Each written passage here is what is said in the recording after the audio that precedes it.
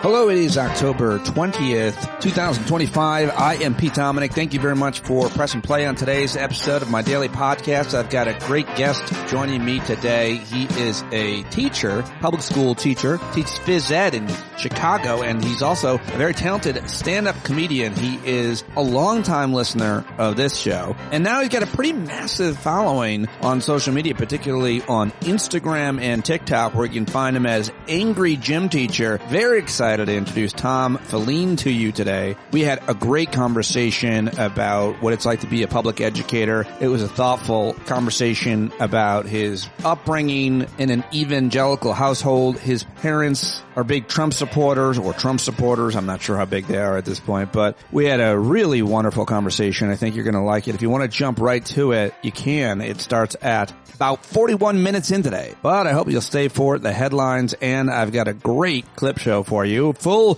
coverage of the No King's Day protests. I was out there for a few hours on Saturday. I know so many of you were as well. Many of you sent me photographs and messages about your experiences. It was so great to hear from you and be in solidarity with you. I went live from the Rockland County No Kings protest, and you can watch it. It's like kind of a choppy video. I think so many people were using their phones, it was hard to get a solid connection. But I did try to go live out there on Saturday, and you can watch some of that there.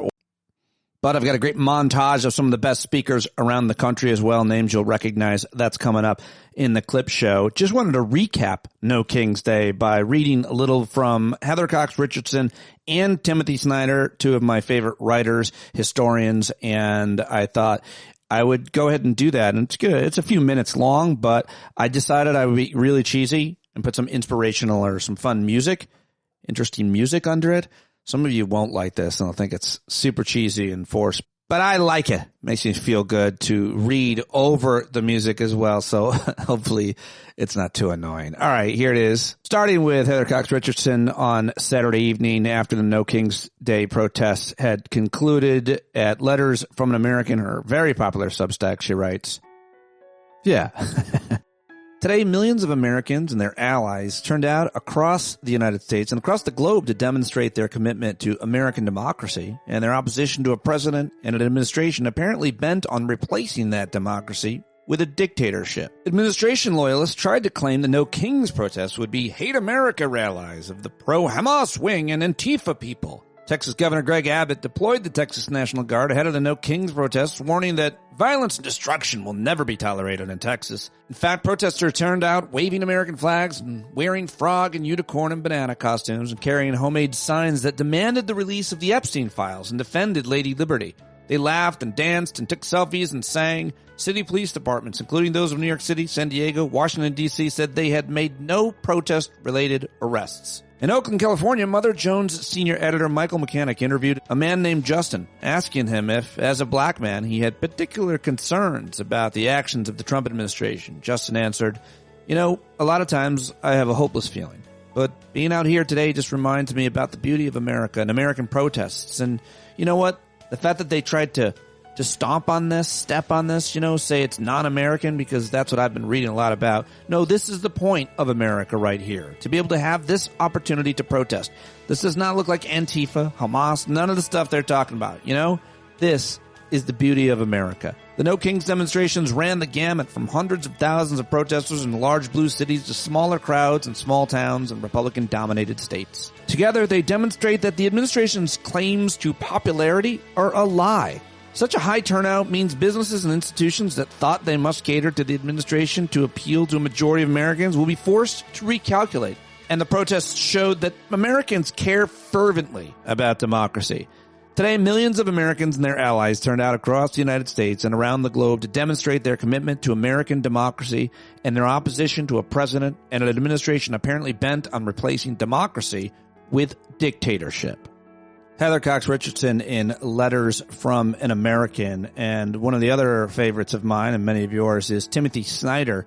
And Timothy Snyder made a video when I would play it for you, but it's just, the audio is terrible. It's not more than a minute, so I'll just read you what he said, why we protest. He said, why do we protest? Number one, constitutionally, it's our right. Number 2, morally, we have the right to show what we think is right. Number 3, socially, by showing up, we show those around us that we do not think this is normal. Number 4, practically, nonviolent resistance, nonviolent opposition works to hold off the worst. And number 5, politically, because by being at a protest, you're cooperating with others, taking a step towards more cooperation, towards finding a better way out to something better. That's October 18th.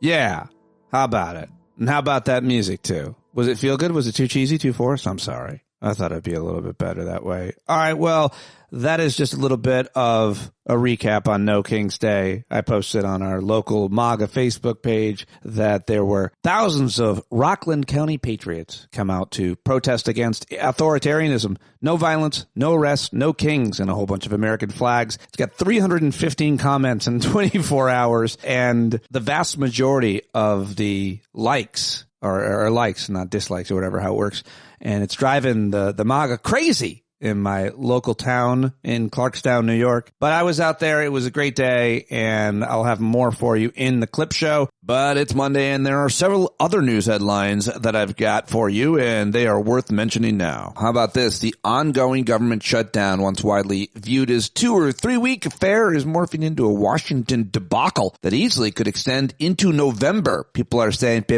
now could go as far as Thanksgiving. An end to the shutdown requires White House engagement on a deal or Democrats to cave. As of now, there are no signs of either, which means the current shutdown could be in the running for the longest federal shutdown in history. This month's partial shutdown will have lasted 20 days as of today, while the record for the longest closure is held by the 35-day shutdown that took place nearly 7 years ago when guess who was president the first time? Well, we've had a bit of a debate here with whether or not our dear leader should be given credit for the peace deal in the Middle East between the Palestinians and the Israelis. Well, I mean, is it a peace deal if there's no peace?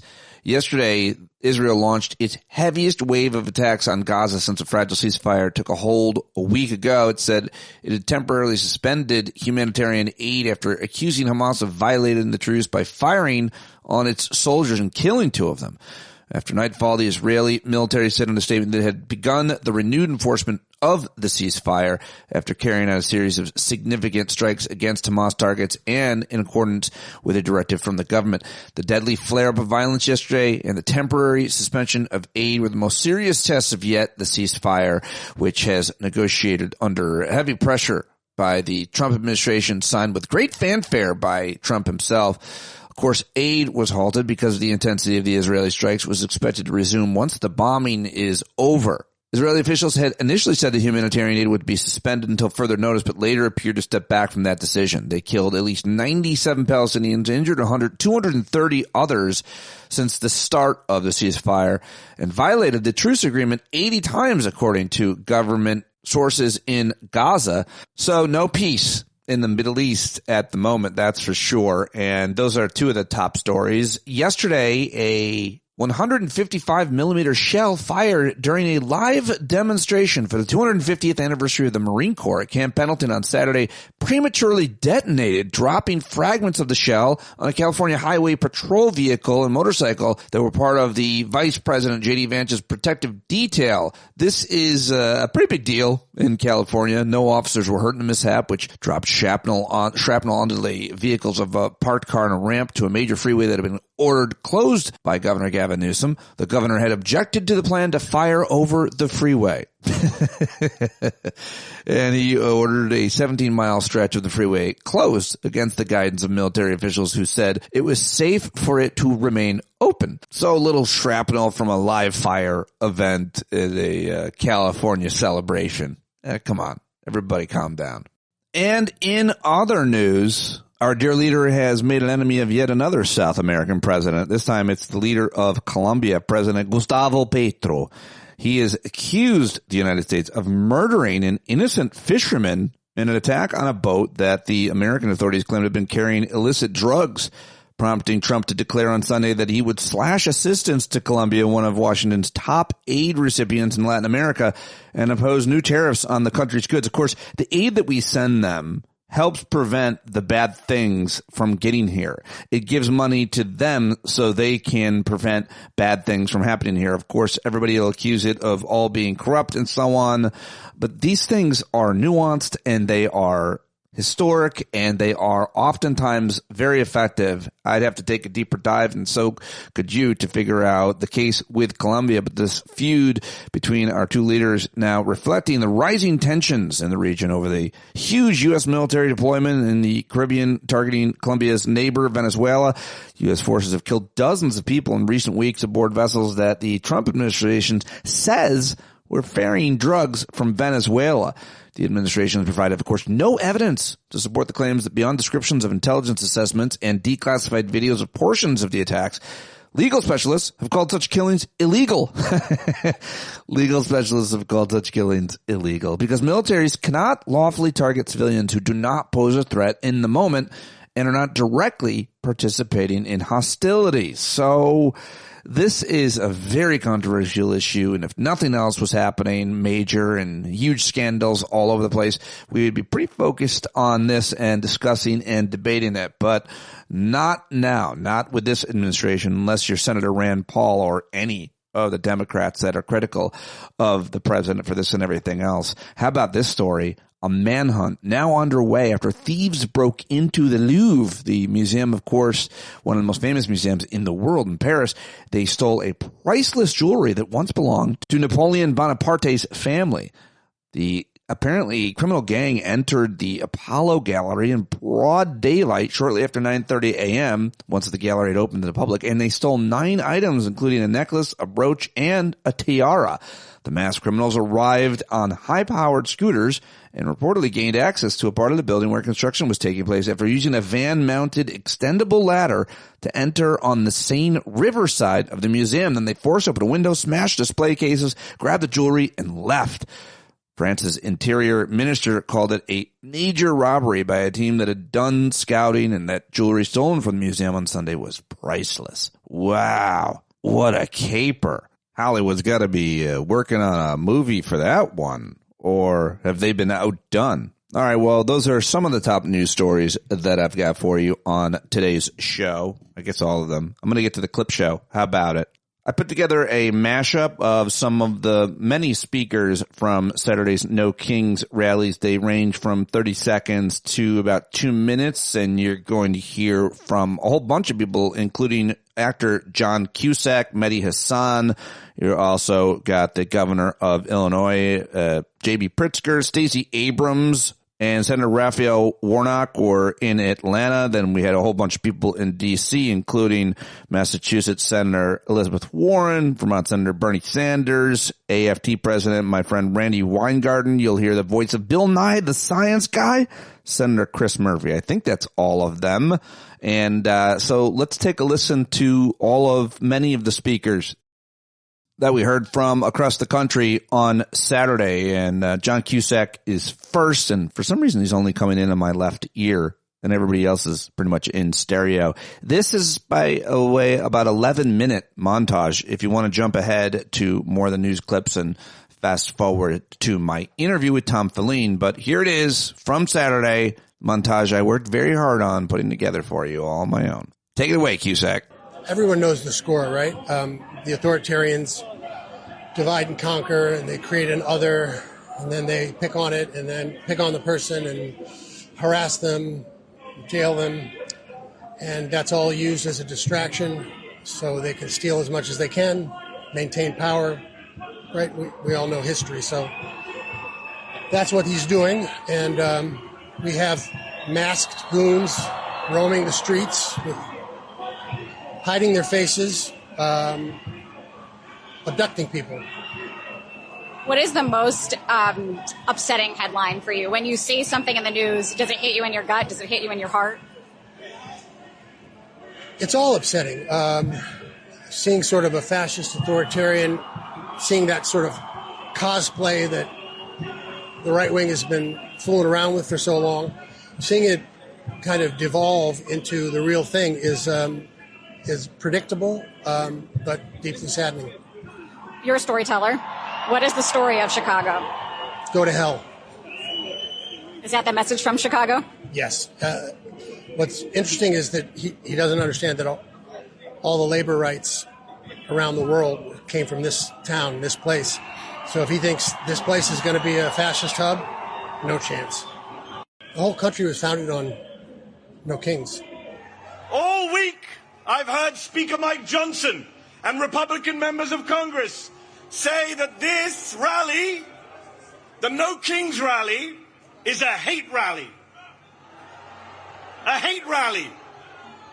The people who can't get through a single day without hating on late-night comedians and overweight soldiers and Muslim politicians and Mexican immigrants and Palestinian refugees and black women and transgender kids and peaceful protesters and Mr. Fricking Potato Head, they are lecturing us on hate? Really? I'm not here out of hate. I'm here out of love. I'm here because I love this country. I love America. I love the First Amendment. I love our democracy. I love our diversity. Yes, our diversity. And I am not willing to sit back and watch our glorious American multiracial, multicultural, democratic experiment, our constitutional republic, destroyed by the guy from Home Alone 2. Not going to do it. Because I did not inherit America. I did not inherit America. I chose America. I wasn't born here. I immigrated here. And we immigrants, we love this country often more than the people who are born here. Because we chose to move here, live here, swear an oath to the Constitution here. An oath that the guy down the street violates every morning and every night. The great irony is, of course, that Donald Trump is the son of an immigrant, the grandson of an immigrant, and married to an immigrant. In fact, 2 of his 3 wives were immigrants, proving yet again that immigrants will do the jobs that even Americans are not willing to do.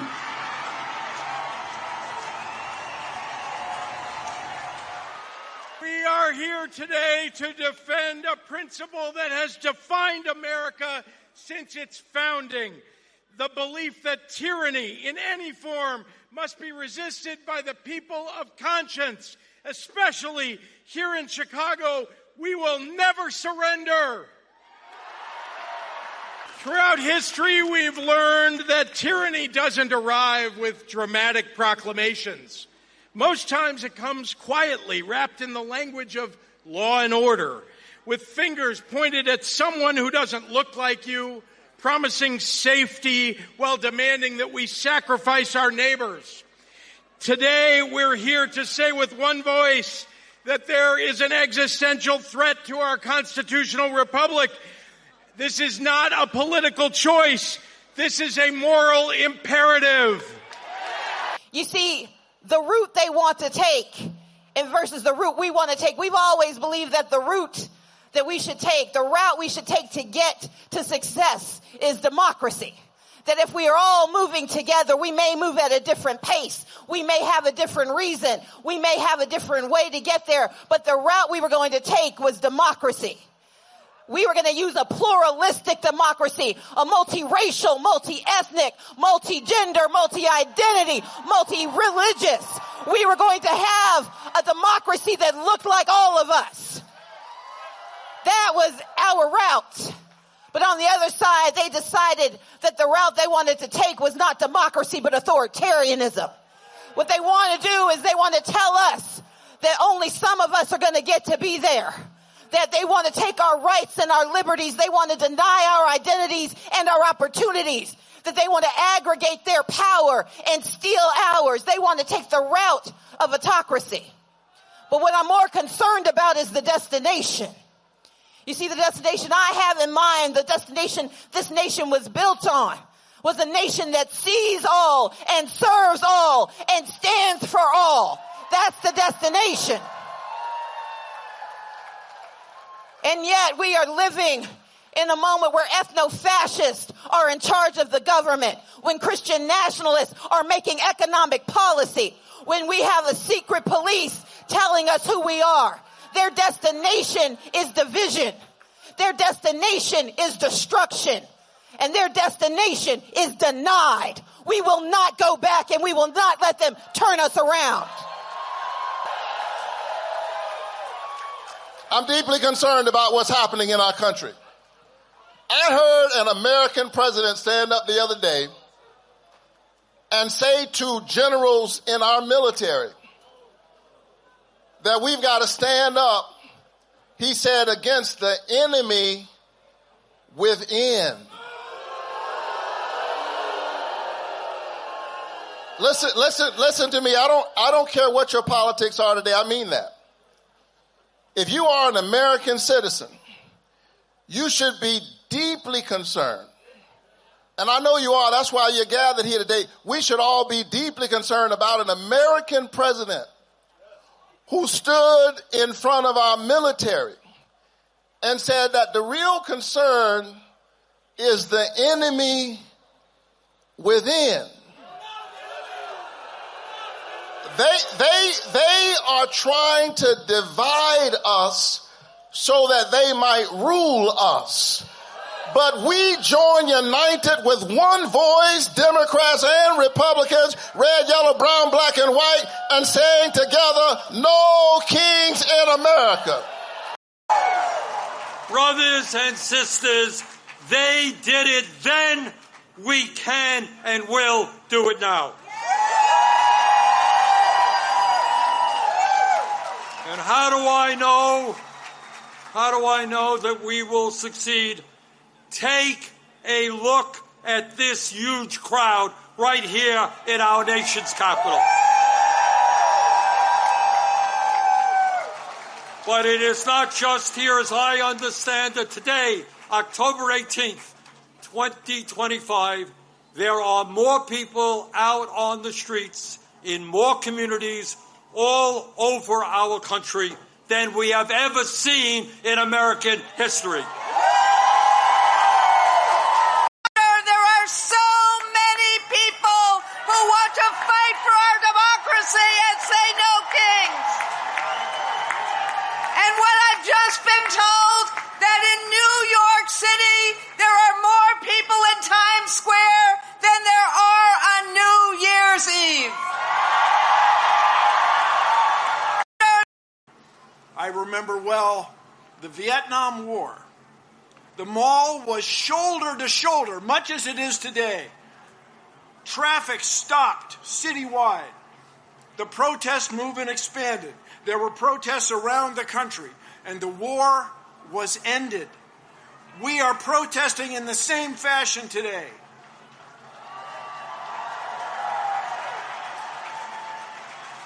Only today, the stakes are higher. Rather than abandoning a war against an elusive, perhaps sometimes imaginary foe, we are confronting the possible end of our republic. We are here to tell our lawmakers that what's going on in our government is wrong. They must stop the abuses of this petulant president and his circle of sycophants. No thrones, no crowns, no kings.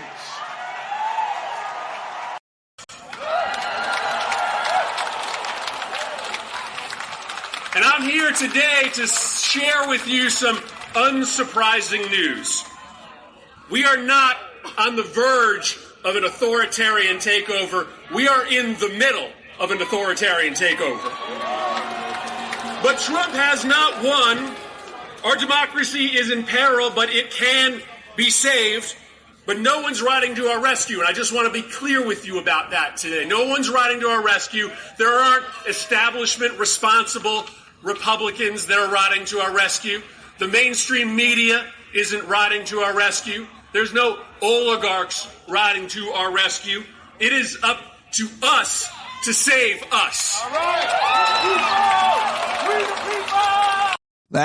There you go. the big montage from Saturday. Hope you liked it. And I now want to get to some comedy for you just for a moment, and then a couple other clips and then comedy. First, it's Have I Got News for You, the great CNN show with the panel. You hear Roy Wood, Michael Ian Black, whose show I was just on, the podcast partner of it, Amber Ruffin, also Julia Yaffe and comedian Gianmarco Soresi were also on, and I just love this clip. So on Wednesday night, the Pentagon Press Association announced that the Defense Department confiscated press badges from virtually every major news organization in America.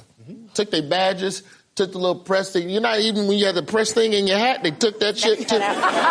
According to the Associated Press, the new rules would ban journalists from large areas of the Pentagon without an escort, as well as giving Hegseth the right to revoke press access from reporters who even ask for any information that he hasn't okayed for release. This is horrible. No. They don't allow journalists in, but they allow escorts in? I don't like that. I don't like that at all. Here's Hegseth explaining the issue to Trump. You can't just roam anywhere you want. It used to be, Mr. President, the press could go anywhere, pretty much anywhere in the Pentagon, the most classified area in the world. It's not true. I mean, you'll be shocked to know it's not true. Well, wait, can you roam around the Pentagon? No, you can't roam around the Pentagon. There are many areas you can't go as a civilian and as a journalist. I thought the place with the most classified documents was Mar-a-Lago.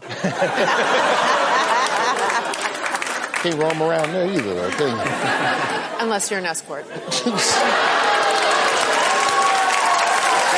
Her name is Melania Trump. We are getting spicy tonight. Oh, yeah. Good stuff indeed. Now let's listen to Rand Paul on Meet the Press, making a fairly sound argument as to why you can't just indiscriminately shoot missiles into boats just off the coast of South America, which are probably not even headed to the U.S. Venezuela. Obviously, you've been very focused on this. President Trump has authorized military strikes against suspected drug boats in the Caribbean. As you know, so far, more than 20 people, Senator, have been killed in 6 different strikes. Do you believe that these strikes against these suspected drug boats are legal? No, they go against all of our tradition. You know, when you kill someone, you should know, if you're not at war, not in a declared war, you really need to know someone's name, at least. You have to accuse them of something. You have to present evidence. So all of these people have been blown up without us knowing their name, without any evidence of a crime. And for decades, if not centuries, when you stop people at sea in international waters or in your own waters, you announce that you're going to board the ship and you're looking for contraband, smuggling, or drugs. This happens every day off of Miami, but we know from Coast Guard statistics that about 25% of the time the Coast Guard boards a ship, there are no drugs. So if our policy now is to blow up every ship we suspect or accuse of drug running, that would be a bizarre world in which 25% of the people might be innocent. The other thing about these speedboats is they're 2,000 miles away from us. If they have drugs, they're probably peddling drugs to one of the islands of Trinidad or Tobago off of Venezuela. The idea that they're coming here is like, it's a huge assumption, and really shouldn't you have to present some proof? It is the difference between war and peace. In war, though, you don't ask people's name. But if they want all-out war where we kill anybody and everybody that is in the country of Venezuela or coming out, that has to have a declaration of war. It's something that is not pretty, very expensive, and I'm not in favor of declaring war on Venezuela, but the Congress should vote. The president shouldn't do this by himself. All right, there you go, Rand Paul, a clip from one of the Sunday shows. And now let's head to another network Sunday show. It's ABC's This Week, and the anchor is Jon Carroll. And say whatever you want about him. I've criticized him plenty of times. Does a master class handling the Speaker of the House, Mike Johnson. He's ready for whatever nonsense Mike Johnson is spewing, which is why I think this clip went pretty viral yesterday. I saw it everywhere. When are you going to swear in Representative-elect Adelita Grijalva? As soon as we get back to legislative session, when Chuck Schumer allows us to turn the lights back on. Why haven't you done it already? Because this is the way the institution works. I'm following the Pelosi precedent, by the way, when my dear friend from Louisiana, Julia Letlow, was elected to fill the seat of her deceased husband because of COVID. Nancy Pelosi took 25 days to swear her in. By the way, are you saying? Let me stop you. Are you saying that Nancy Pelosi refused to swear her in earlier? No, I'm saying that's my very point. Is this is the normal my process. understanding is that was the date that actually the representative-elect Letlow at the time requested. She had obviously her. Okay, here's some more examples. Okay. No, but wait a minute. You mentioned the Pelosi precedent, but Pelosi didn't delay that. Let me give you more of the Pelosi precedent. Okay. And what about the Johnson precedent? Because you swore in 2 Republicans the day after their election. I'm happy to answer. Pelosi precedent: Pat Ryan, Joe Simplinsky.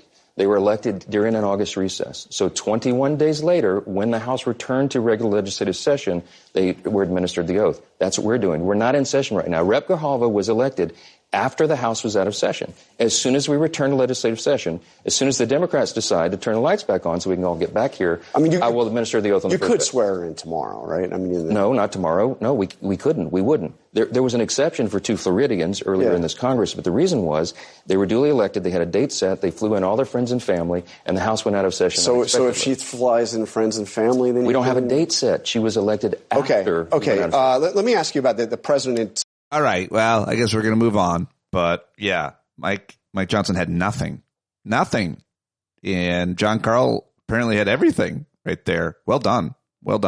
Okay, keeps changing the argument, by the way, in case you haven't heard.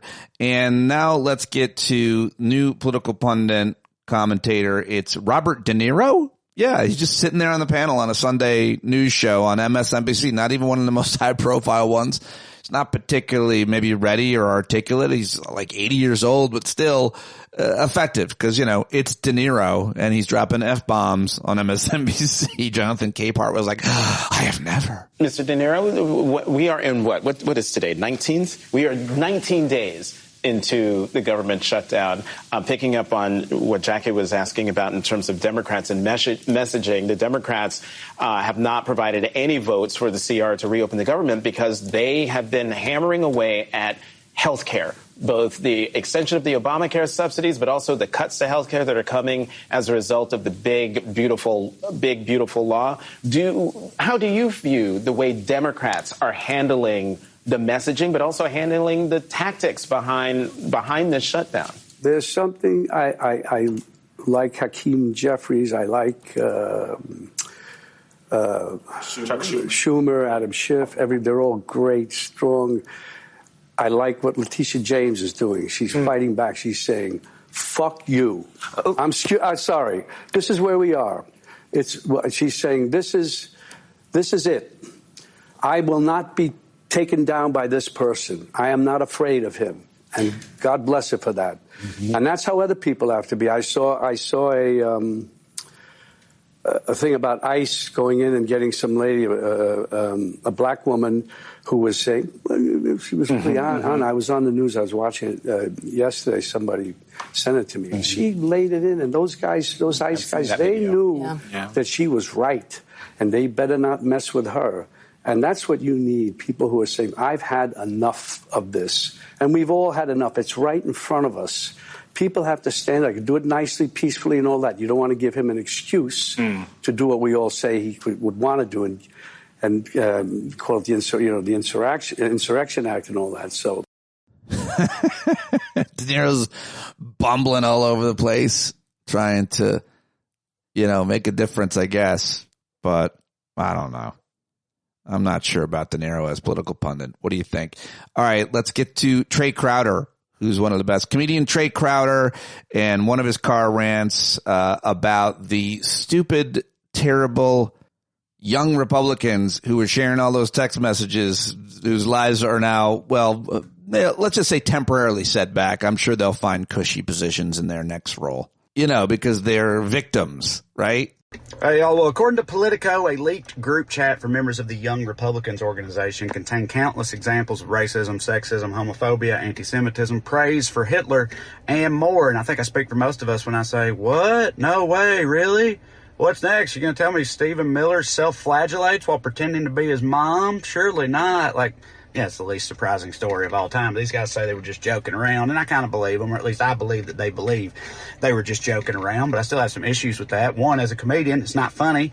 These are the guys whose idea of humor is when someone mentions a black man, they go, oh, is he at the chicken store getting watermelon and Kool-Aid? And it's like, that's not really a joke. That's just saying racism and then laughing afterwards, but I know that y'all can't tell the difference. I know. So it's not just that. It's also that this is a very specific type of joking that these guys are doing, and to illustrate what I mean, I'd like to quote renowned St. Louis philosopher Cornell Nellie Haynes, who in his seminal treatise on excessive temperatures and the appropriate responses thereto, entitled Hot in Here, said, "Stop pacing, time's wasting. I got a friend with a pole in his basement. I'm just kidding like Jason, unless you're gonna do it." Right? Like, this is the type of joking you do when you're trying to gauge whether or not someone is on board with some shit that you don't want to just come right out and say. Like, you ever see stories about those couples that go on serial murdering sprees together, and you're like, how do these people find each other? Well, I think it starts with this type of joking around. They're on their third date, and the guy's like, wouldn't it be hilarious if we had a collection of human heads? That'd be crazy, right? I'm just kidding. Unless, you know. Yeah.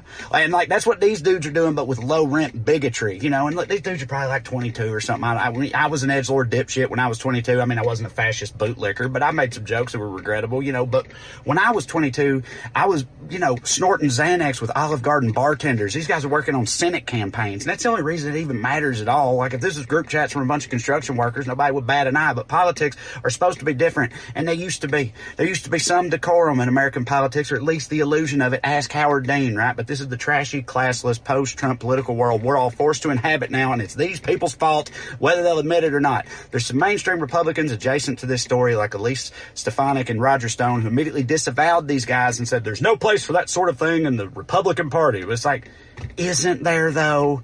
I mean, isn't the Republican Party kind of like the definitive place for exactly that sort of thing? Like, it's like they say, like, not every Republican loves Hitler, but everyone who loves Hitler is absolutely a Republican. So, like, if you are at all serious about not wanting that type of element in your party, then you're going to need to make some changes, guys. Pretty fundamental ones. Maybe start completely over, in fact. But something tells me you're probably not going to do that, are you? Yeah, that's what we thought. All right. Love yous. All right, there you go, Trey Crowder, very funny. And speaking of funny, comedy, one more clip before my interview with Tom. This is just about 4 minutes from the gentleman, Colin Jost, Michael Che at Saturday Night Live's Weekend Update news desk. Well, yesterday, President Trump finally released what everyone has been asking him to release. Nice. George Santos. The former Republican congressman who had pled guilty to fraud and something called aggravated identity theft, which I think is when you push someone into a closet and switch clothes with them, is now free and will face zero consequences. But Santos says that he's a changed man, and he even released a photo of his new prison body. Volodymyr Zelensky has said that if President Trump provides Ukraine with Tomahawk missiles, he will nominate Trump for a Nobel Peace Prize. You know, the prize they give you for selling missiles. There was outrage this week over a leaked group chat between Republican leaders which praised Hitler and referred to black Americans as watermelon people. The chat was named Joe's Family.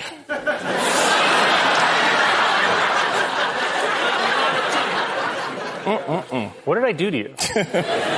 While traveling on Air Force One to the Middle East to celebrate the ceasefire, President Trump told reporters, "I don't think there's anything that's going to get me into heaven." Then he paused for 10 full minutes, waiting for someone to say, "That's not true." Because Trump can't go to heaven. He's far too busy down here, running hell. President Trump announced that another alleged drug smuggling boat from Venezuela has been blown out of the water without warning. And you may not think that's a big deal right now, but one day soon, you'll look at yourself in the mirror and realize you're out of cocaine. President Trump criticized Time magazine for using a bad picture of him on the cover, saying, quote, "They disappeared my hair." And I got to agree, that thing do look waxed.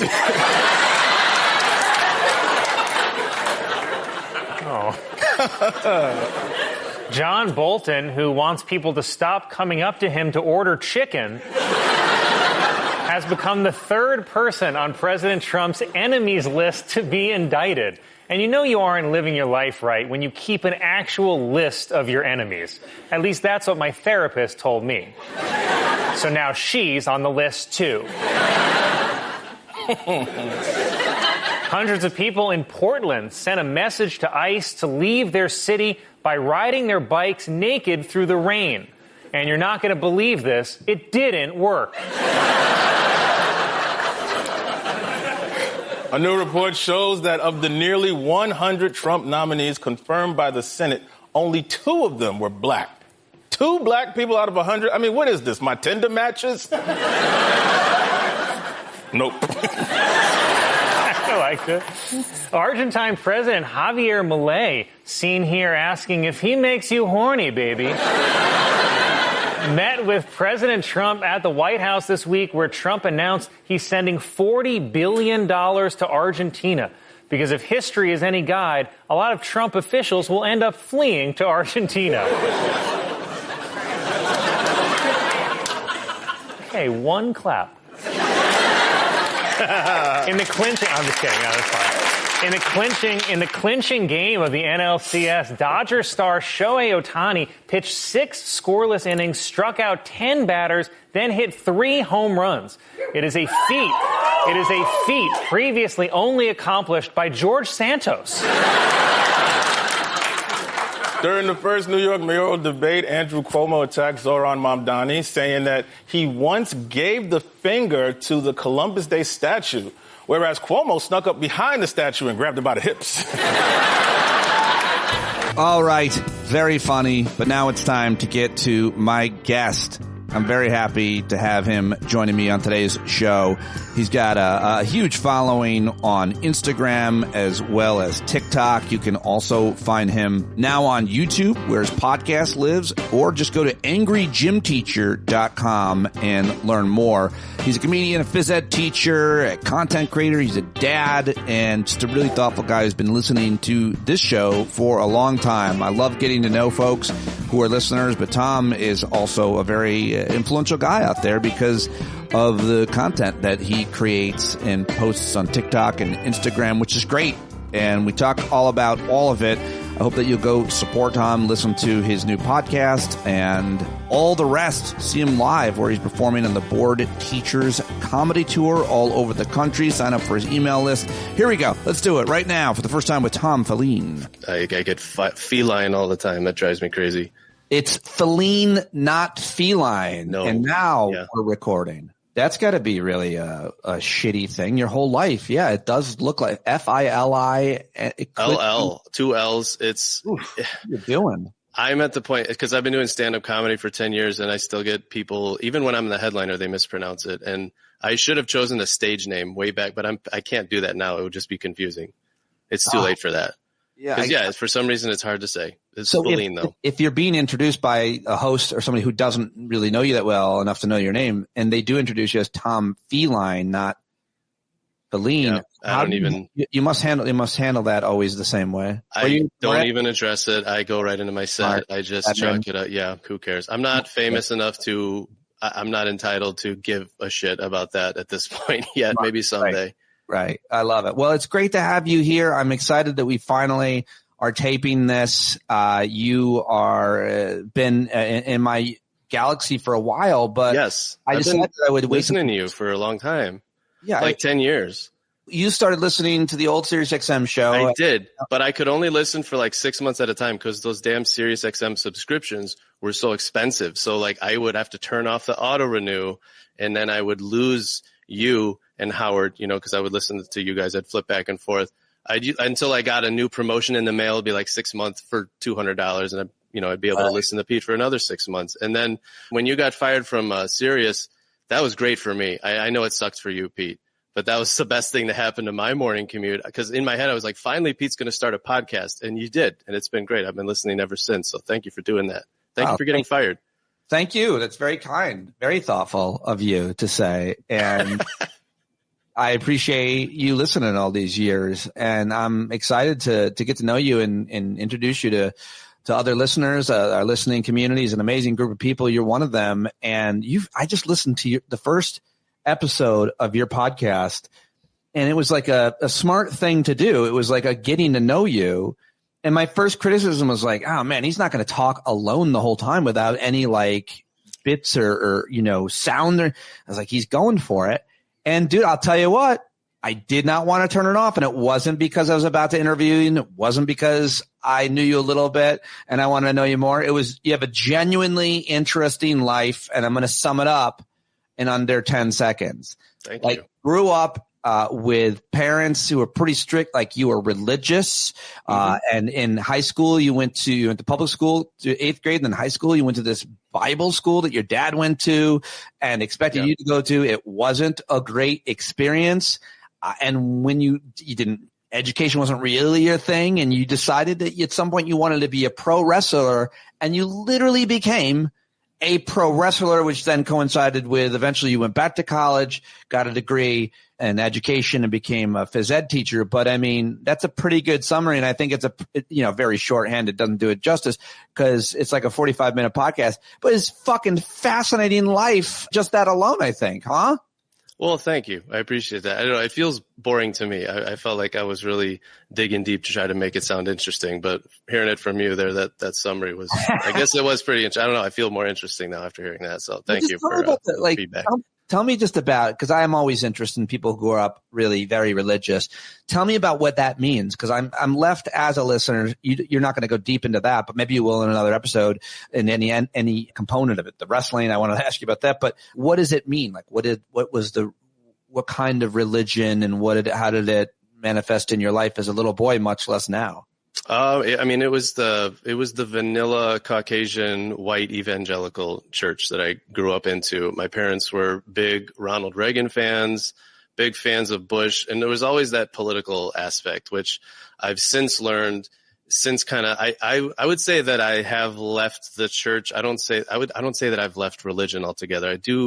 I do sincerely still feel like I'm a Christian, mostly because I don't want to give it up. I don't want to let the nasty, racist, conservative folks, I don't want to let them have Jesus. Like, I'm keeping a little bit of Jesus for myself here. But I mean, it was church every Sunday. It was policing what we could watch on TV. It was being in the world, not of the world. We was always taught, we got to be a good witness, a good example. But there was always that like political subtext, which I've realized since I've left, since I've kind of taken a step back, that was kind of the whole thing. It was really less of a relationship with God as much as it was a political fraternity. It was like a boys club. And coming to terms with that has been very like big, very taxing on my mental health, just trying to find an identity separate from all that, trying to grow past that, trying to like hold on to, you know, the good stuff while getting rid of the mostly bad stuff. I don't know. Does that make sense? I feel like I'm rambling here. Make it make sense by saying, what does coming to terms with it look like? Has that journey been decades long? Has it been recent? Like, what do you mean when you say coming to terms with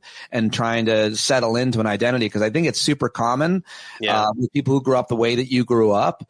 But I mean, for me, it was like, we kind of went to Catholic school. We were Italian, kind of. And, you know, and then during ski season, we didn't go. And, so my dad clearly wasn't that serious. Certainly didn't talk about it. Wasn't political. And then I found a George Carlin tape in his dresser, and that was a wrap.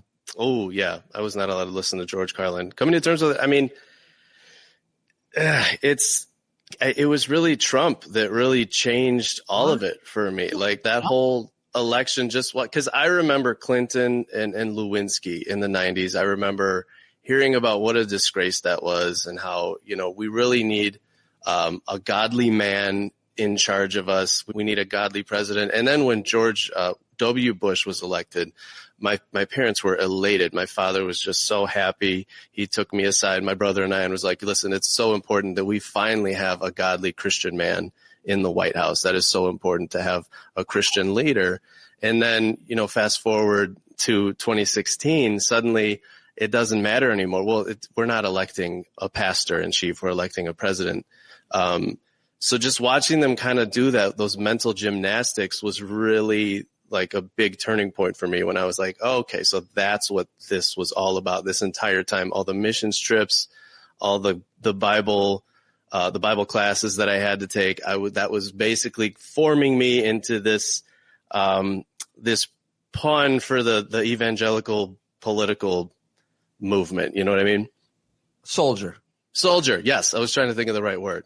A soldier. And your dad and mom still around, still married? Yeah, no, they're still around. Still have a relationship with them. They're still in that whole Trump cult, I call it, but we're trying to, it's been tough, but yeah, they're still around. What's that? Still Do you married. mind talking publicly about what that looks like, your relationship with your Trump loving dad and you're a Trump hater? We don't talk about it. And then that's not a good thing. Like for him, he would probably say, well, we just don't talk about it. For me, it's like, no, I kind of want to talk about it. I wish he would talk about it, but like he doesn't want to because he knows how it would go. He just can't handle it. So it's an elephant in the room that has grown bigger and bigger and bigger. And they don't want to address it. They want to just go into the corner, stay away from the elephant. Until we run out of space. I don't know. The tempting thing for the rest of us, as I call us, or those on Earth One, or just folks who aren't MAGA. The tempting thing is to every day there's something crazy to go to, in this case, your dad, your parents, and be like, how about this? Does this change anything? Like, I always feel like I want to say that to MAGA folks. Like, what about this thing that he's doing? It's the antithesis of even what he said was right last year or whatever it might be. I'm always kind of like, is this going to not break the fever, but like, are you going to also defend this? It's why I watch certain shows and listen to certain people to talk about the mental gymnastics. How about now? That kind of happened. My brother and I kind of finally did that in November when he won again. We were completely blindsided, as most people were. We finally kind of made it clear how we felt about the fact that, both my brother and I are both public school teachers. We're both we're union supporters. We're teachers. We've become very progressive. We work with a lot of immigrant students. That's who we are. That's a big part of our personality. And so we told them, like, it feels very disrespectful that you continue to just push this narrative. And it didn't go well. It did not go well.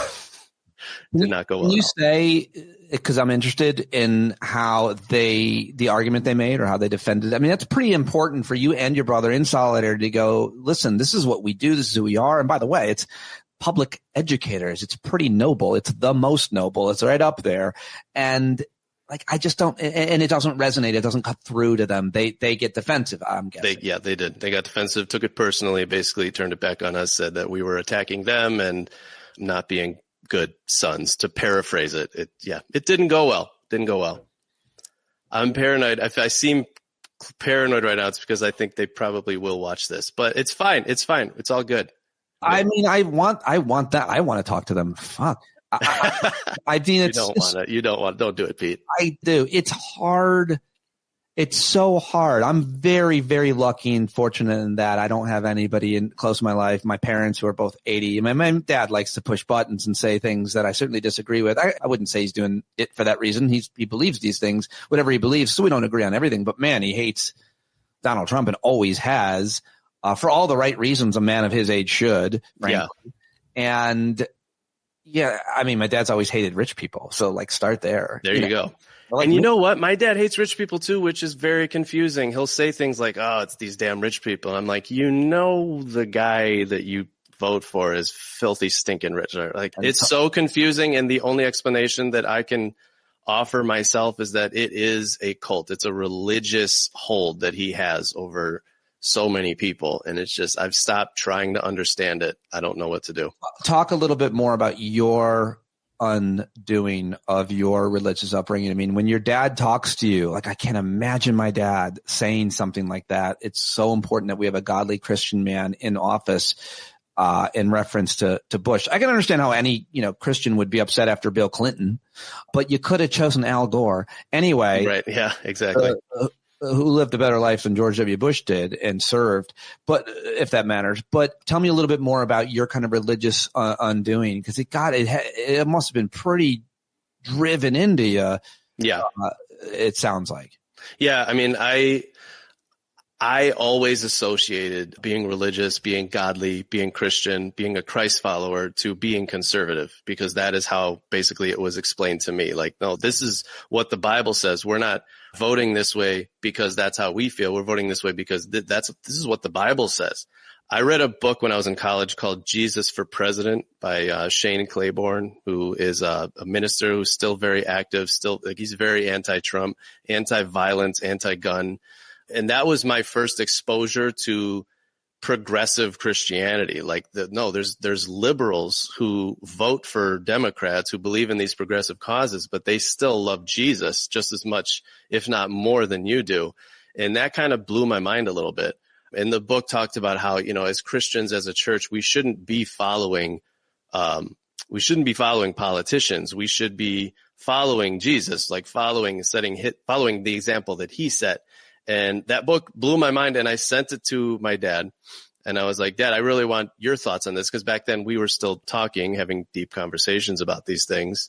And I'll never forget, he got back to me maybe like a month later, told me that he read about half of it and couldn't get through the whole thing, and told me that he's like, I don't want Jesus for president. I don't want Jesus to be a president. I want him to be my savior. But he had I don't even remember his rationalization, but that was kind of my first dead end with him, with my parents' first experience realizing that, like, I'm spinning my tires here. Like, something else is going on here. Your dad must hate that book and author. You stole my son! And he never even gave it back to me, which is the most shitty part.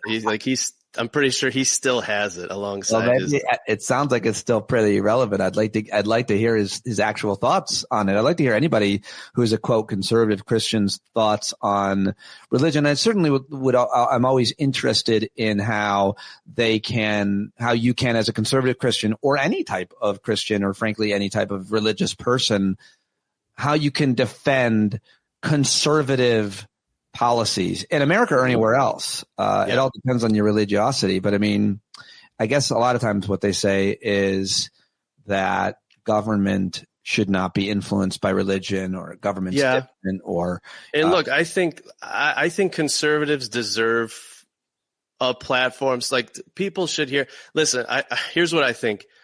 I think conservatives could play a role. I think that when you have a government, a company, any group of people trying to accomplish things, like, for example, the United States government, I think it should be mostly progressive-minded people, because we're the ones with the ideas. We're the ones who value moving forward, taking care of everybody.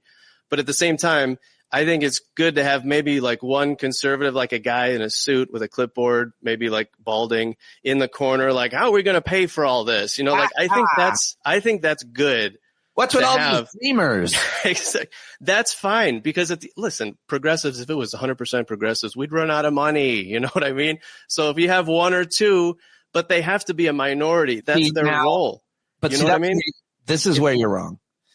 Okay. Because one of the great lies of American politics is that conservatives are fiscally responsible. That's true.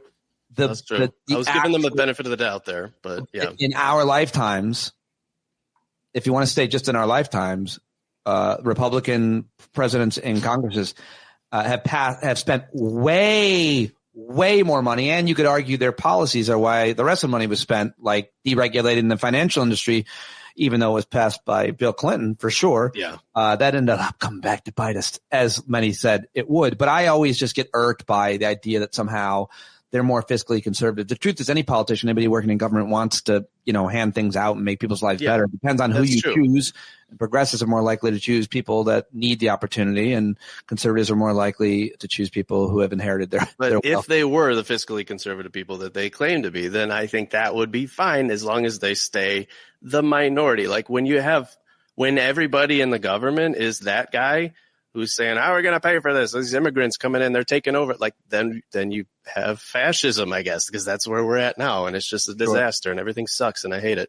Yeah, I do too. And I love your commentary about it. And, your whole career is fascinating. You're a really good guy just because you're an educator. I'm not saying all teachers are great people. You know better than I do.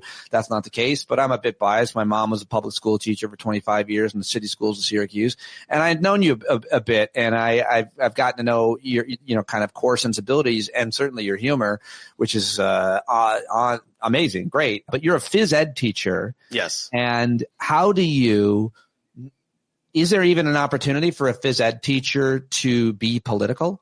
Yes, I indoctrinate my students every single day by teaching them to treat each other with fairness and equity. And I force the boys to play with the girls. We don't segregate the genders like they used to do in gym class. I'll tell the boys straight up, hey, your next partner, whoever you choose to work with, it's got to be a girl, and vice versa for the boys. I'm going to force you to work together because at the end of the day, gender doesn't matter that much. I say that to my students. Can you believe I haven't been fired? I say gender doesn't matter. You should be able to work with anybody. That's indoctrination. It is indoctrination. That's your belief. A lot of people are horrified at that concept. That gender. I also speak Spanish to my students in a country where English is the official language. I shouldn't even say this. Can you delete that part? I'm going to get fired. What could you, as a public school teacher, that's the importance of the union. You have a lot of protections. You've been posting things. You have a huge followings on Instagram and TikTok and YouTube, and everybody should follow and listen to the new podcast as well. Everything's linked in the show notes of this episode. But I mean, do you have to be careful when you're on stage doing stand up, when you're talking to me? I mean, are there things, obviously, if you said something horrific about children, but like in this case, it's just political, it's opinions. Yeah. I mean, do you have to worry? I do worry. I don't know how much I have to worry. I don't know how much I do worry in general, just because I'm a very paranoid person. I'm constantly questioning myself. So yeah, I do worry. I constantly feel like I'm kind of on borrowed time because I haven't been pulled into any. I did have a little dust up with HR a few years ago, and they pulled me into this meeting with the superintendent. Superintendent said, I've discovered your social media page. I'm going to have to ask you not to film at work anymore, which at the time I was doing a lot of little sketches myself in my gym, just my little comedy sketches. So that was a big blow to me. But that happened just a few days after I had posted a video making fun of Tucker Carlson when he got fired from Fox News. I was basically like dancing on his grave, that type of thing, just a humorous little, oh, F this guy. And then a few days later, I got the call, and the district didn't mention any of the political videos I had done. All they said was that we can see the school logo in the background of your video, which we don't want people to know where you work. In case somebody does come after you, we don't want it to be obvious, which I had to be like, okay, I get that. That's on me. I should have been more careful with editing. I don't want people to know where I work either, just in case, because there are a lot of crazy people out there. That was the closest I ever came to getting in trouble. But there's always that question of like, okay, if I get on here and I rant about whatever Trump said or did yesterday, or if I talk about the presidential fitness test and how that's a bad idea, am I going to get picked up by libs of TikTok? That's always the question. Like, is Shia going to put me on blast and then I'm going to have my DMs blowing up with death threats for the next week? I mean, you know how that is. When those monsters pick up on your scent, like they come after you. It's happened to me many, many times, and worse, like at my house, Yeah. But you say libs of TikTok because that lady also, she came after she put our district on blast over trans kids in the bathroom issue. Is that person specifically, do they go after public educators who are not fascists or not? Is that account specifically go after a lot of teachers trying to marginalize people?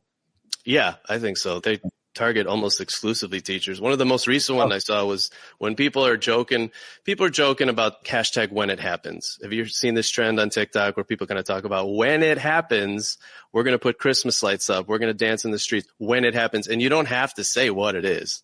We all know what it is. So there was a video of somebody who happened to be a teacher. They were in their car. They weren't at work, but they were talking about, hashtag when it happens. And it got posted, and of course, people are doxing this person in the comments, and it was terrible. And I know that the next month is probably hell for that person. They probably have to go to the district and be like, "Listen, you're probably going to get a lot of angry emails. This is what happened," and that's humiliating and it's scary. And just last week, so I made a when it happens video on TikTok. I think I posted it on Instagram too. And again, I didn't say what it is. That's the beauty of it. We all know what it is without saying it.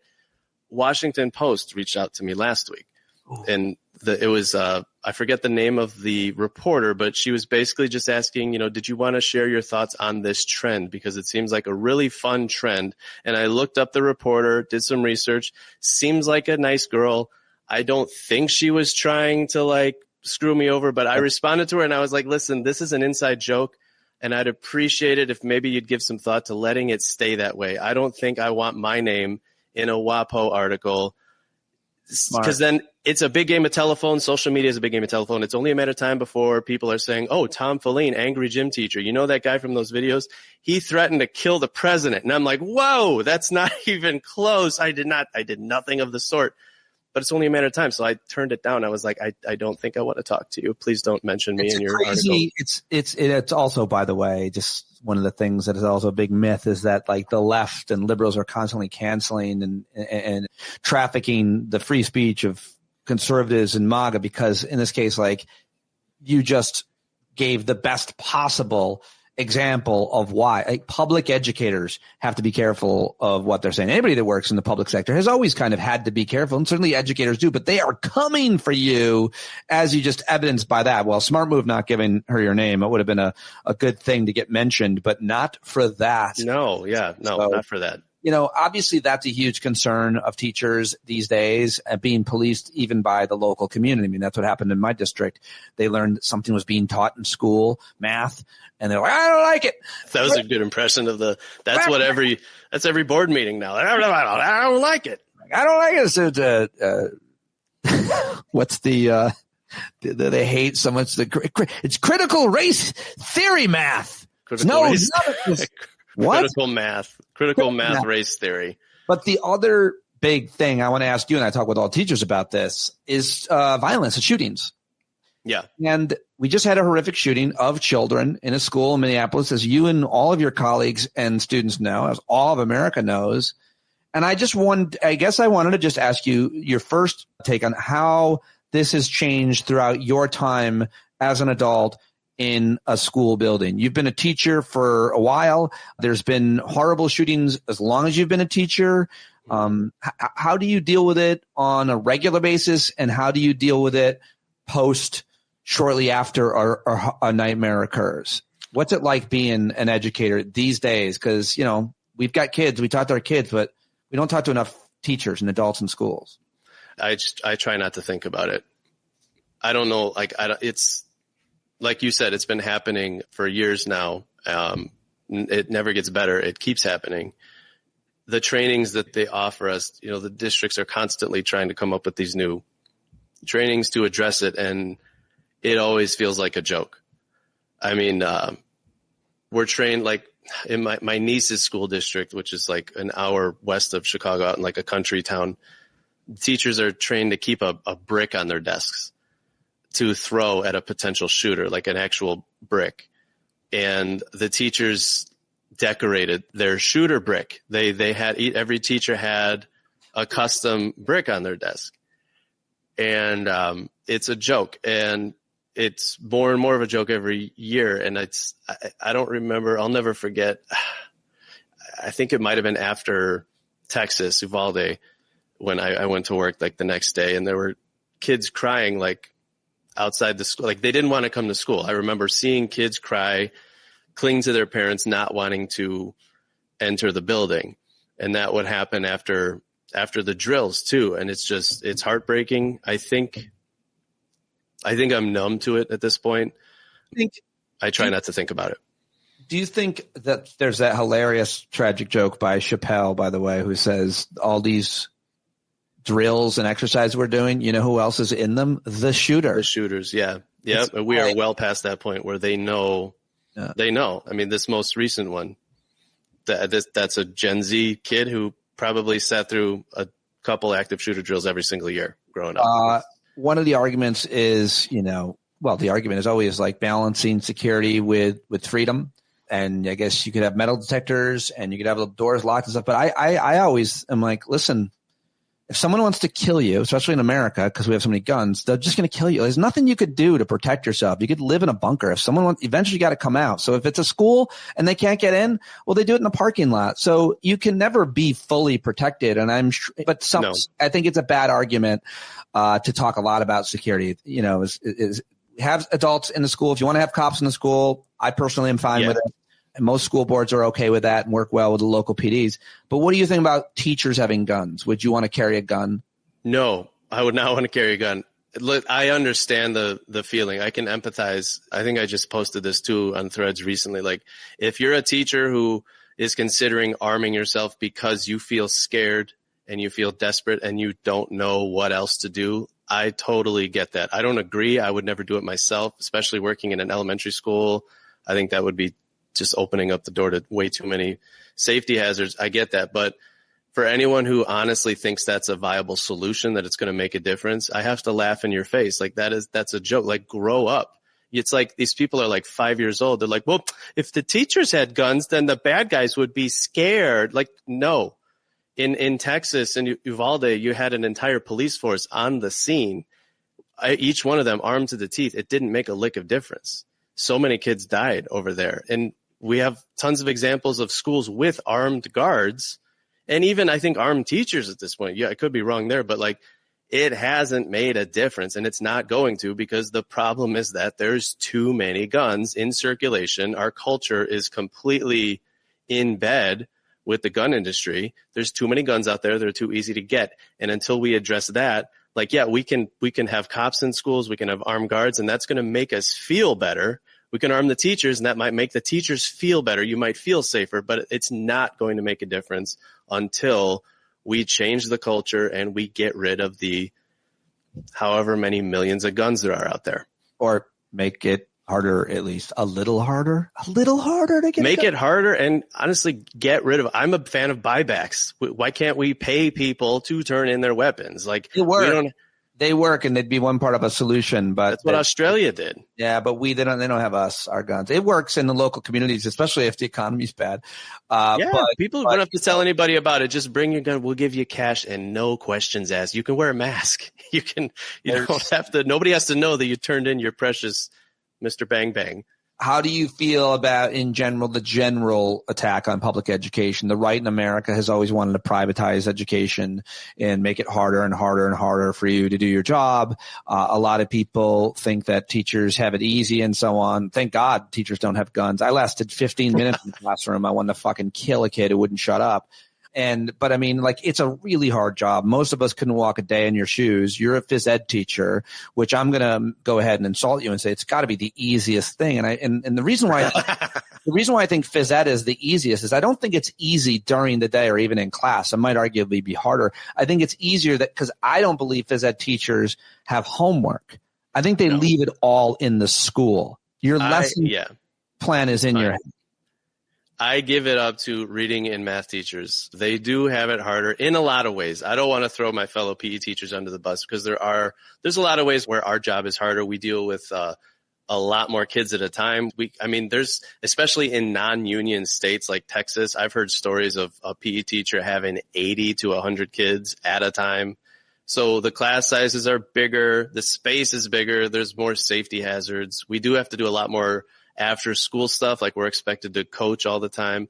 So in some ways, being a PE teacher is harder. But at the end of the day, we don't have to deal with standardized testing, which is such a blessing. Oh my God. I don't know how that, because there's so much of it now, Pete. It's insane, because you have your daughters went through all that. But it's when we were kids compared to now, they're constantly testing. And the parents love me. They don't I don't have to. Anytime I talk to a parent, it's almost always positive. I don't have parents beating down my door being like, what happened today in your classroom? And like, why are they getting a B when they deserve an A? So in some ways it is a lot easier.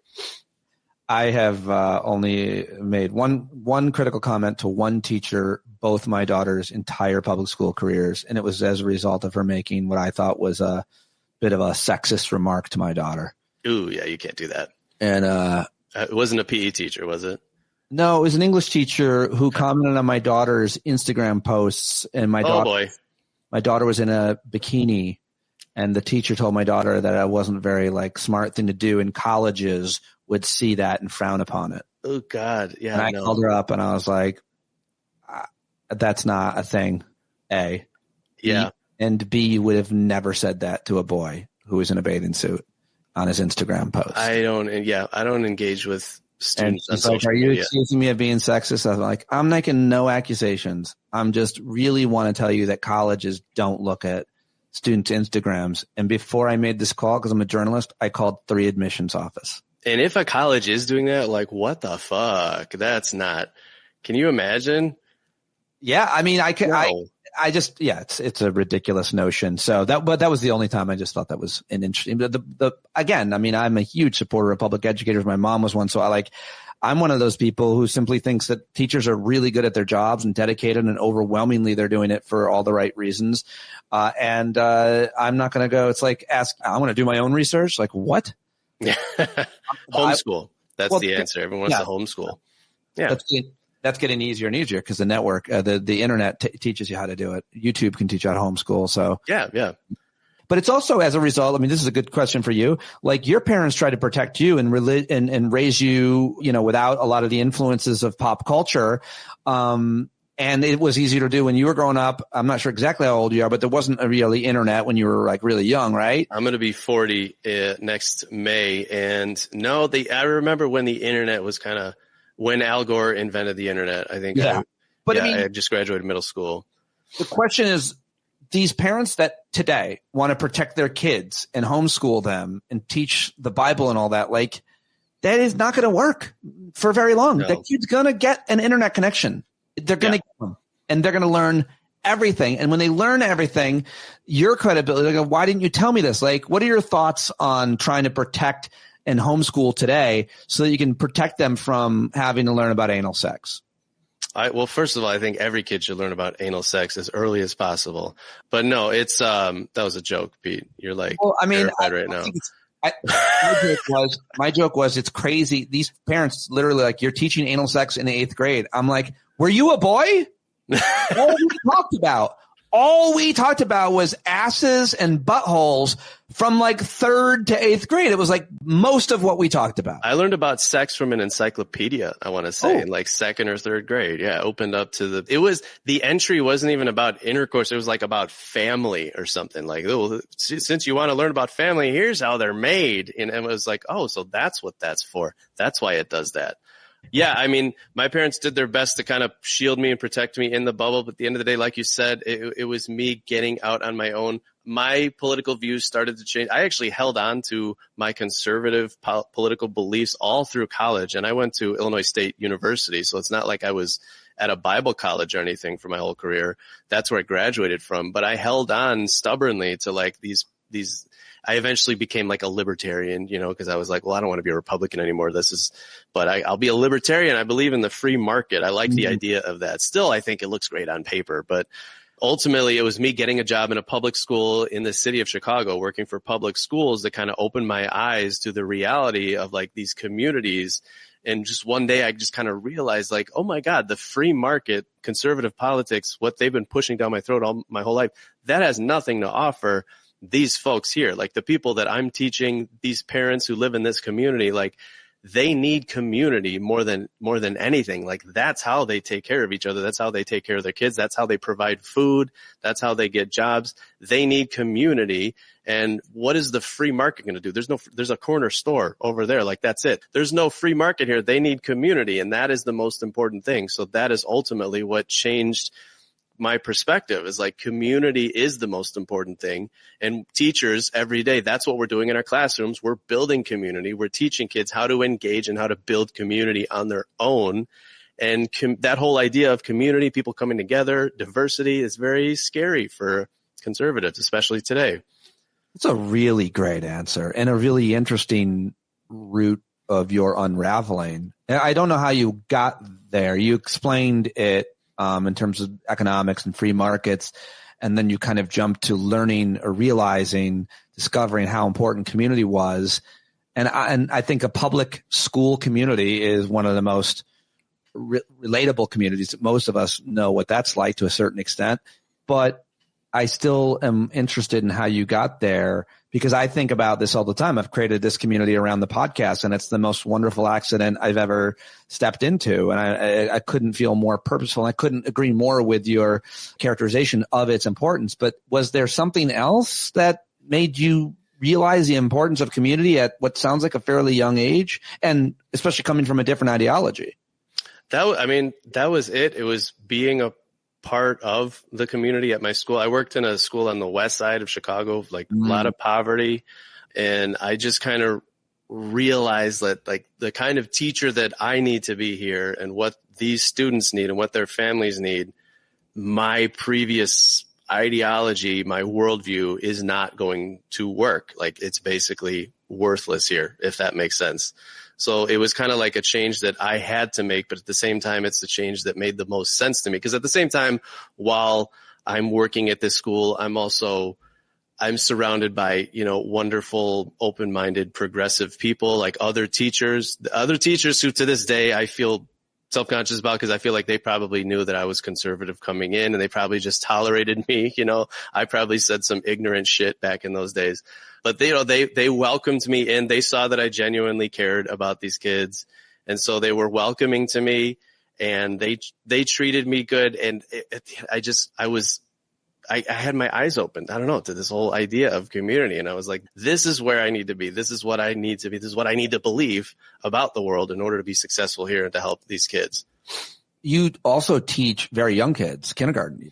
Yeah, kindergarten through 5th grade. When I was in Chicago, it was kindergarten through 8th grade. So lots of variety there. It's rare for a male to be teaching elementary, much less kindergarten. Maybe not as rare for phys ed. I remember my phys ed teacher was a male when I was young, but like what role does your gender play with these young kids, with the parents, the community, with the other teachers? Are there a lot of men at your elementary school, male teachers? No, I think there's like 2 or 3 other male teachers at my school. That's it. Yeah. Oh man, you must be spreading that alpha male dominance all through. I'm daddy. In fact, I force my students to call me daddy. I give them the option. I'm sorry, I don't force them. You can call me Mr. Filline or daddy, and that's totally fine. That's making me uncomfortable. Just more indoctrination. Really building that trust. Oh yeah, of course. Yeah, they love it. Especially in front of their own father when that guy hears them call, why are you calling him daddy? I am your real father. I think that's too far. That's too far, especially to the black and brown kids. That's really confusing. That would be another HR call, probably. But it's my understanding that it's one of the issues with education, and it's one of the issues to a certain extent with culture, is that we don't have more male role models, period, for young kids, around young kids. A lot of men, if they are, part of the nuclear family in their home, they're gone a lot. And so having male educators where kids are going to be every day is a really important thing. But it's not a typical job, especially for K through 5, K through 8, right? Mm-hmm. Yeah, no, it's not typical. I would say most of the male teachers either teach, in the middle schools, high schools, or the PE teacher. Phys ed is kind of pretty split for males and females, but yeah, it's not typical. It's unfortunate. I wish that there was more equity. I would also wish there was more black and brown male teachers. I think that would be an amazing thing to happen if we could get more diversity in the teaching force. What have you learned as a white teacher with black and brown kids? Being around them must have been an education and continue to. Yeah, it was. I learned that, this is going to sound cheesy, I learned that these black and brown kids in the city are not really any different from kids anywhere else, in the sense that they need to be loved and nurtured and respected. Like their home culture needs to be respected. I mean, when I started out in Chicago, and this could be like a whole nother episode. When I started in Chicago, I worked at a turnaround school, which, if you're not familiar, turnaround was kind of like an experimental model of a school in the city of Chicago. They would go into a school and fire everybody. And when I say everybody, I mean they would fire all the teachers, but they would also try to fire the lunch ladies, and they would try to fire the custodian. I mean, literally, they wanted a completely clean slate. And they don't do it anymore. Thank God. It was a very controversial thing. Obviously, the union was very against it, but I took advantage of that to get a job. And I ended up replacing this other PE teacher at my school. And one of the things that this turnaround organization taught us was that we need to be extra tough on these kids. And, they always said these kids as if they were like a different group. You need to be extra tough. You've heard, teachers don't smile before Thanksgiving. We're going to tell you don't smile at all in your first year. Like, these kids need to see you as the alpha. And if you're too vulnerable with them, if you smile too much, they're not going to respect you, and you're not going to be a successful teacher. And I drank the Kool-Aid, and I bought into that for like the first, I want to say 3 or 4 years of my teaching career. I mean, I was very mean, very strict. And I got loads of compliments from my principal. My principal loved it. They were like, oh, you run this, like this whole wing of the building. The kids know that you run this and they're not we would make kids like march up and down the hallway if they talk too much and be like, well, we're going to spend the class just walking at level 0, walking in silence because that's what you need to learn. And I survived. I was able to earn respect, but I wasn't able to build any relationships. I was a dick. And the kids saw me that way. They didn't warm up to me. I kind of robbed myself of the chance to like build relationships and really be a positive role model for these kids. So after a few years, I kind of shifted my focus and I just realized, you know what, I'm tired of not being myself because at the end of the day, I like to make jokes. I like to be funny. I do like to smile. I'm not a dick. I'm not this asshole who's just like I'm not Hitler. I want to warm up to these kids. So I kind of changed my focus.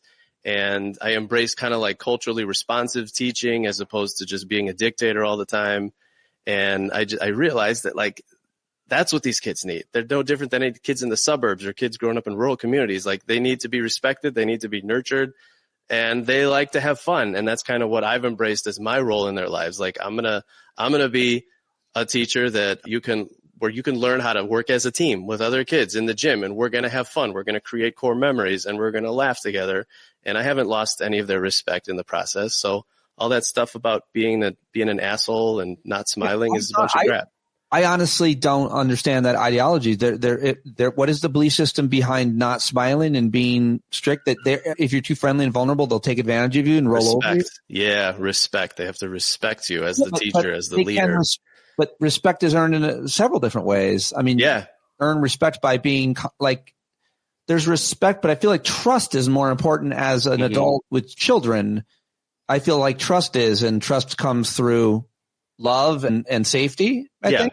And respect is shown in tons of different ways too. Like it's not just, oh, these kids are quiet and they're looking at me, so they must respect me. That doesn't necessarily mean that they respect you. Like there's different ways that they show it too. So, and that was the kind of stuff that kind of changed my mentality, was just realizing that, there's a whole bunch of different cultures coming together in my classroom. I need to validate their home culture, but also create this classroom culture where we're going to listen to each other, respect each other, be open-minded to each other.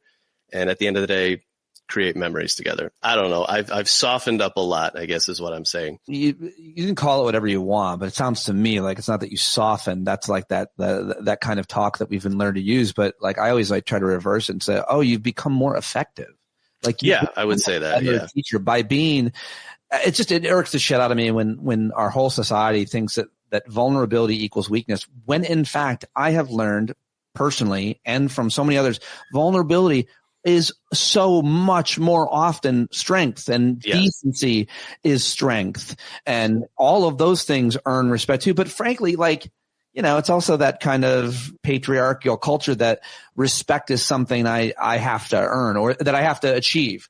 Like, you know what? If you don't respect me, like I've been that way with my kids. I always hear dads talk when they're, still, don't talk to me that way. I'm your father. I'm like, yeah, I don't know. I just don't talk like my kids. If they want to be disrespectful to me, I'll let them know it bothered me. Hurts me. Then you don't take it personally, I take it personally. Yeah. But you try not to. You don't make it obvious that you're taking it personally. I guess I just try not to make it about me. It's this whole idea that you have to. I learned a long time ago from my brother that there's a lot of miserable people that often at the end of the day go, I didn't choose to be born. Yeah. And that's a sad thought. I don't love that. Don't feel that way. But at the same time, you better respect. I'm your father. You respected me. A fair retort from a rebellious teenager is, I didn't choose this shit. This shit sucks. You were miserable in high school. It sounds like. Yeah. It's hard to sit here and go, oh, I got to respect you. You're giving this choice, this school that you're making me go to. Yeah. I don't like it. It's not fun, and it's making me feel bad a lot. Yeah, that's what it was. Those first few years was like, you must respect me because I'm the teacher, and you must do this because I said so. Nah. And that approach doesn't work, especially with kids today on when they have social media. They're used to expressing themselves. Like when I was a kid, I didn't know how to talk to a adult. It was just yes sir, no sir. But like these kids aren't afraid to speak their mind, and I think that's a good thing. We need to learn, us grown-ups need to learn how to adapt to that and ultimately build relationships with them, because that's what it's all about, is having a relationship. in your case, we haven't even really talked about your humor and comedy. It's evident and when you follow Tom on TikTok and on Instagram especially, but it tends to be a pretty serious discussion here. But I also think that humor builds trust and respect, and specifically I had a math teacher in 9th grade who was strict and not great and humorless, and it made me hate math. Yeah. And then in 10th grade, I had a teacher who wasn't strict, or all I remember is he was funny. And what that meant to me is that I wanted him to think I was funny. Done. He demanded my respect just by being a funny man. I was like, This dude is cool. I want this guy to like me. And what that means is I don't want to disappoint him. I don't want to, make his life harder because dude's funny and cool. I like him. And I feel like humor matters a tremendous amount with an adult around children. Tell me about that. Yeah, I think being a comedian has definitely made me a better teacher and vice versa. I think that there are two jobs and roles that complement each other very well. But yeah, I mean, my classroom management style is a lot of jokes. I do crack. I'm very sarcastic. So I do love, especially with the older kids, I'm able to kind of like be a little dry with them. And yeah, if you can stand up in front of a group of kids and make them laugh, and you got them in the palm of your hand, like they'll listen to you. Because at the end of the day, they do want to be entertained. Like it sucks having to listen to a boring teacher. So I think it has made me a better teacher. One more thing is that you actually give advice for other teachers. That's really helpful. And I'm sure that a lot of your following is teachers and public educators and so on. But I wonder how much your advice, you're entertaining people a lot, but something like you did this one TikTok that I watched, which was basically telling us how to use language to communicate effectively to people who are 5. And it's been a long time since I was around a 5-year-old, but it was so effective the way that you explained it. And I was waiting for a joke, and then it wasn't. I was like, that was just a straight up, very effective lesson in just a few moments to explain how to communicate with 5-year-old humans and make it work. And at the very end, you're like, they're probably my favorite age. And I was like blown away by that. I was like, really? Because that's most people's nightmare to have to be around one 5-year-old, much less a lot of them. They're my favorite. You do have to know how to talk to them. I mean, that's a lot of PE teachers work with kindergarten through 8th grade. And as such, they dread kindergarten. They love working with the older kids. But I mean, for me, and I think honestly, it was when I had kids of my own, I think that's when I really started to enjoy more of the kindergarten age. But you do have to talk to them differently because they don't know anything. And I'll go in a classroom and I'll hear teachers telling stories about, well, I don't know what to do with these kindergartners. All we're doing is we're playing this tag game. I'm like, okay, well, slow down. Do they know what tag is? Right. Like, do they know? You're telling them, okay, the boundary lines, you got to stay inside the cones. I'm like, do you understand that they can't see imaginary lines? If you set out 4 cones marking a field of 4 cones, like we can see that box. Those kids just see individual cones. They don't even know there's 4 because they don't know how to count. Like you got to slow down with these little ones. But if you can do that, if you can learn how to speak their language and teach them the vocabulary, give them the context knowledge that they need, then you can have so much fun with kindergarten because they come up with the craziest shit. I love listening to them talk. Last question, do you think my pediatrician friend basically said that each cohort, I guess that would be like every couple of years or whatever, of kids, American kids, are worse? And what he meant by that and what he thinks is the catalyst of that is the phone. And specifically, we talk about ADD and ADHD and the autism spectrum and all kinds of different, like, more technical diagnosis and so on. But his basic premise, I believe I'm doing this right, and it makes a lot of sense, is the problem, and it's not their fault, and it's not the parents' fault, it's just where we're at to a certain extent, is a child is never bored. Yes. Because they can always have a screen. And parents give in, the kid trains the parent, and they give them the screen.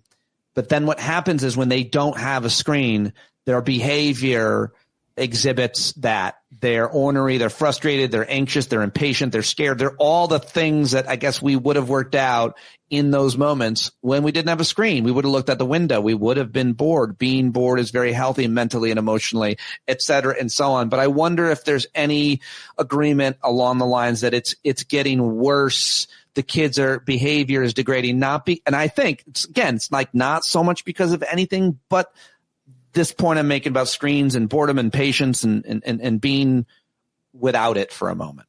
Yeah, I mean, we just this last week, we had a kindergartner at my school who refused to come into the gym.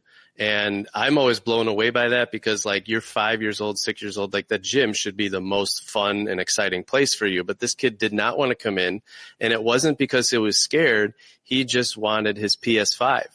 I sat down next to this kid. He was hiding in the corner. Like, there's multiple social workers and special ed teachers trying to get him to go to his spot in the gym so he can participate. I sat down next to him, like, why don't you want to go to the gym? What do you like to do at home? We're going to do lots of fun stuff here. What do you like to do? He's like, I like to play my PS5. And so that right there told me, like, that, okay, that's what this kid did all summer. And it's hard to tear him away from that. So I do think there's a lot of truth to it. I think it is getting harder and harder. I think we're approaching a breaking point where we just need to have screen free time, not just for kids. I think adults need it too. I think these school districts around the country that are banning phones during the school day, I think they're on the right track.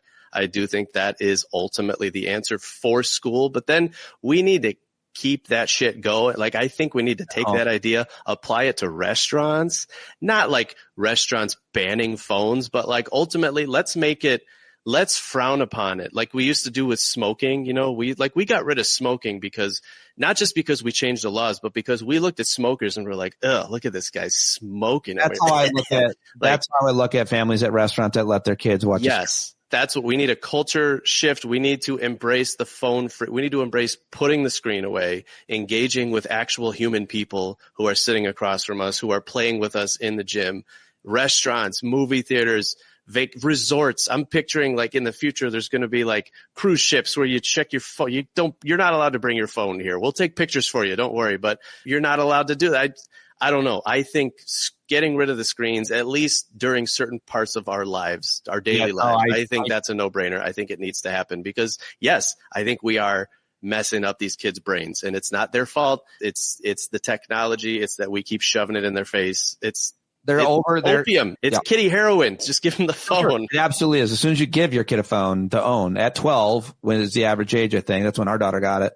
Daughter's got it. Like my Julia changed overnight. I was like, she's gone. Cause if you try to take it from her, she turned into exhibits exact behavior of an addict. Give it back. Like they just melt down. That's what the algorithms are designed to do. They're designed to get us addicted, to keep your eyes glued to the screen no matter what. And social media has changed so much. Social media used to be a nice place. I talk about this a lot back. Yeah, I heard that.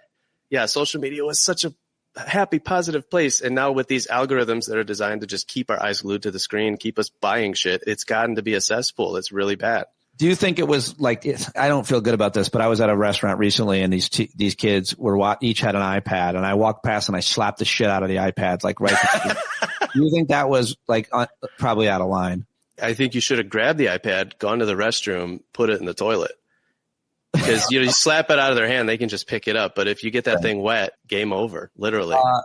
Tom, it's been great. I've really enjoyed this. And your new podcast is just started, Gym Class Podcast. Everybody listening to this should jump right over to that and listen to episode 1, My Story. And it's fascinating. I really enjoyed listening to learn about Tom and his life.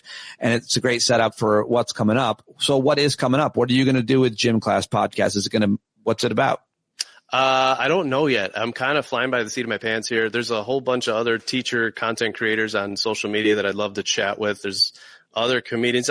I'd like to have you, Pete. Can you be on my podcast sometime? I would love to. I'd love to do that. And I'm going to have like roundtable discussions with other teachers. But ultimately, it's just a chance for me to do some more long form stuff because I do so many short videos. I need to kind of stretch out and try to make more long shit. But Yeah, I don't know. It's going to be. We have an amazing community listening to this show, and hopefully they will go over and give Gym Class Podcast a subscribe. It's free wherever you listen to this show, likely Apple or Spotify or YouTube. And, of course, follow Tom. He's got a huge following on both Instagram and TikTok. You can have a lot of fun with that and send it to all of your teacher people in your life. Go, this guy's great, and then just link to it. Just text. This is how we do it, people. Yes. Tom. Angry Gym Teacher. And please come see me. God, I can't. I'm trying to get a tour off the ground. It's so hard to sell tickets these days. Please come to a show if I'm coming to town. Go see him live doing stand-up. And is there a best place for that? Just I announce it all on social media. So if you follow me on Instagram, TikTok, I'll put all my show dates on there. But yeah. It's been a real pleasure. Thank you very much for doing this. Thank you. It's been fun. Well, there you go, everybody. Tom Filline. How about it? Go to angrygymteacher.com for all of Tom's links. Let him know that you heard him here, and hopefully we'll get him to stop by, hang out, and talk more.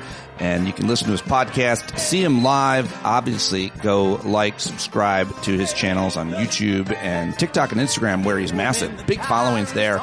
And I thought that was a little different, and I hope that you liked it, and I'm very happy that you were here. This is an ad-free show. I can't do it without you. Patreon.com/Pete Dominic. I'm sure you're already supporting me if you listen this far in the show. If you listen this far in the show and you don't have a paid subscription, well, then it's theft. You're stealing. I'm happy to have you. At some point, you'll pay. Maybe send me some money, Venmo me. I appreciate you all very, very, very much, and I will talk to you tomorrow right here. Jon Carroll taking us in and out as he always does. November 6th in Virginia. We'll be there. I hope you will for his new album release party. Go to johncarroll.org right now. Boy, you better stand up. Stand up. Well, there's a whole lot more of us who know what's right. They'll keep right on ignoring us if we keep sitting tight. You got to open up the window to let in some light. You got to stand up. That's right. You got to rise up. You got to stand up. You got to stare the devil straight in the eye. We got to let him know it's his turn to go. See it clear when all you hear is a lie. So get up off of your butt, down off of your fence. And even if it ain't a very friendly audience, well, they'll begin to listen when you start making sense. And you stand up, stand up. No need to point your rifle to defend your town. Just stand up, stand up. You know they can't deny you what you're laying down. Oh, you better stand up, stand up. Show your face of every color, yellow, black, red, and brown. She's the place where every lost child will finally be found. There's only one thing to do before we stand our ground, and that's stand up, stand up. Well, the founding fathers saw a land for all. They had to stand up, they had to stand up. They had a keen imagination for a crystal ball, drawing all the plans of a stand up. But all they had to go on was the time they were in, with other causes for laws, and since they weren't even sin, they knew that change was gonna come before the change could begin. They had to stand up. All right, they had to stand up. We got to stand up. We got to look the devil square in the eye. We gotta let him know it's his time to go, and make it clear when all we hear is a lie. Why you lying awake wondering where the money all went? It'll be the cost of freedom that'll go unspent. You can see him flee the scene of that experiment if you stand up.